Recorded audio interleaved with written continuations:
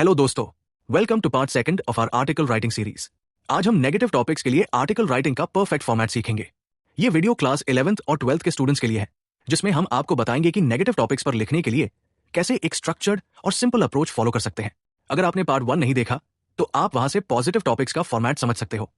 आज हम negative topics को ईजिली टैकल करेंगे, तो चलिए शुरू करते हैं। लेकिन याद रखिए कि यह भी एक गाइडलाइन है।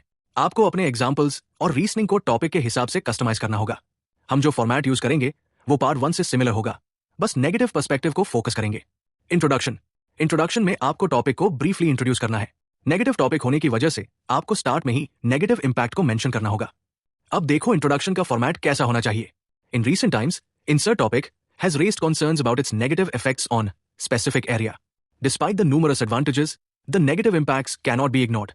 Middle paragraph. पहले पैराग्राफ में आपको अपना फर्स्ट नेगेटिव पॉइंट डिटेल में डिस्कस करना होगा। आपको यह पॉइंट क्लियर तरीके से समझना होगा और एक एग्जाम्पल देना होगा। कैसे? फॉर्मेट में देखते हैं। One major negative effect of insert topic is first negative reason. For example, provide specific example.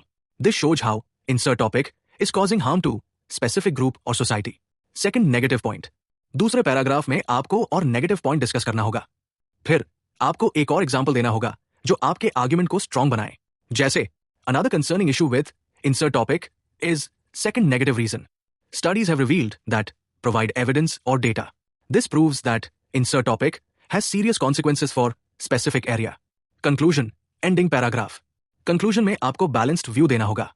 Negative topic होने के बावजूद आपको कंक्लूजन में यह जरूर मेंशन करना होगा कि टेक्नोलॉजी को कैसे रिस्पॉन्सिबली यूज किया जा सकता है।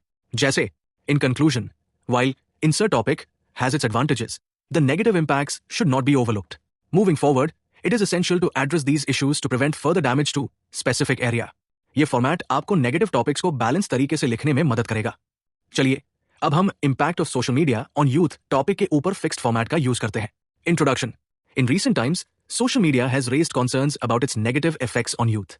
Despite the numerous advantages, the negative impacts cannot be ignored. First body paragraph. One major negative effect of social media is its contribution to mental health issues.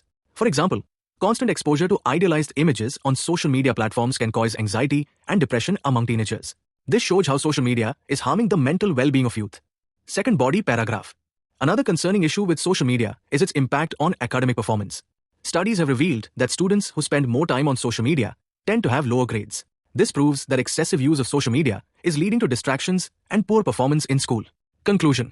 In conclusion, while social media has its benefits, the negative impacts on youth should not be overlooked. Moving forward, it is essential to address these issues by promoting healthy usage and awareness among young people. तो दोस्तों, आप देख सकते हो कैसे fixed paragraphs को use करके आप अपने नेगेटिव पॉइंट्स को डिटेल में एक्सप्लेन कर सकते हो। तो दोस्तों, ये था नेगेटिव टॉपिक का फॉर्मेट। आप इस स्ट्रक्चर को यूज करके किसी भी नेगेटिव टॉपिक पर अपने पॉइंट्स को अच्छे से एक्सप्लेन कर सकते हो।